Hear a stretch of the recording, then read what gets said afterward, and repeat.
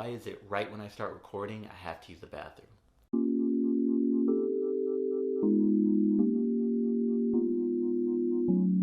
Hey everyone, Max here and James. We're in 2022. As recording this, we've gone through our first full week of the year. Hope your year started alright. Mine started alright. Started good. I mean, there's not much really going on, not much popping. Weekend dropped an album, so did Gunna.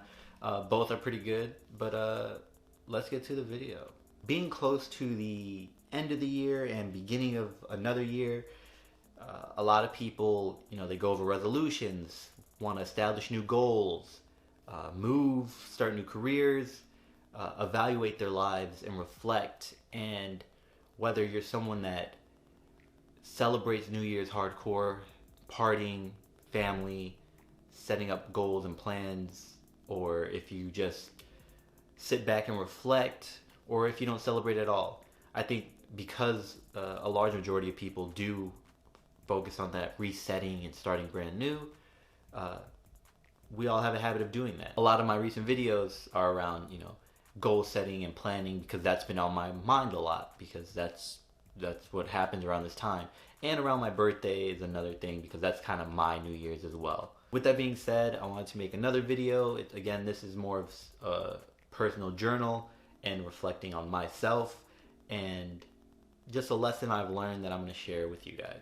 I spent a good portion of my life compromising or pushing off what fulfills me, because I was spending so much time focused on what satisfies other people, particularly my parents, and I think a lot of people can relate to that. Trying to follow what I thought made other people happy, or what I believed people expected of me, particularly people that are close to me. It clashed a lot with what made me happy, my idea of success, and what I wanted to do. Because of this, there's a lot of hesitation and a lot of self-sabotage, which then leads to mistakes, which can increase insecurity, because there's this built-up feeling of not being good enough or not being able to get things right or do things right. Concerning myself so much with the perception of others, I pushed off a lot of things that I wanted to get involved in and what I wanted to do.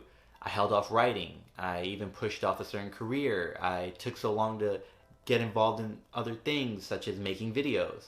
I've been wanting to make videos for over a decade. And of course, we know what people say about hindsight. It isn't until later that we look back and wish we started things sooner, wish we didn't have as much hesitation or concern or worry about how other people perceive us or other people's opinions. Peer pressure, other people's aspirations,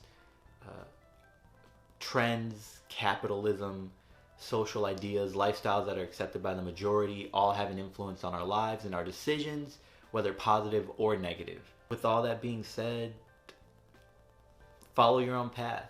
And I know that it's easier said than done, but at least hear me out.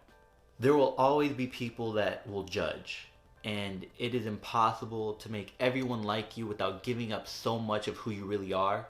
And even then, it is not likely everyone's going to accept you. I am definitely not saying stop caring what people think. Us being social beings, I think it is important to care what people think, or certain people, or take it into consideration how other people perceive you, because being social beings, we want to be part of a social group, and we want to have friendships, partners, family, and keep jobs.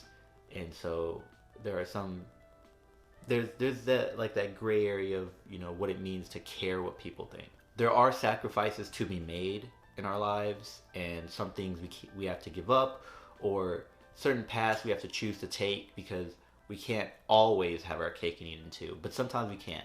I'm just trying to say that there are things that we allow in our lives that do not necessarily benefit us or benefit other people, and aren't only harming us but harming other people. And sometimes we have to step back and really reflect on that, and that's something I'd say take the time to do. There is an activity I recommend participating in that I read in a book almost 5 years ago. You go to a friend, ask them to tell you 5 to 10 things that they believe that you're good at, and then 5 things that maybe you're bad at. Do the same with the coworker, and do the same with the close family member, either a sibling or your parents. Then do the same to yourself. 5 things you believe you're good at, 5 things you think you're pretty bad at. When looking at the list, I'm sure you will find things that are similar and things that are different. I think that helps in evaluating where you can improve on, where you can do better, where you want to improve on, and where you may be good at and you're concerned, you're overwhelmed, or you're anxious, feeling that you aren't doing very well in certain areas, but other people will disagree. That is not to say become complacent in those areas, but sometimes we worry about unnecessary stuff. That's all I have for this video. I'm kind of regretting this angle. I should have just did it straightforward right here. Anyway, y'all take care of each other. I hope your 2022 has started off all right. Take care of each other, check up on each other, check up on yourself, and remember, potential has no limit.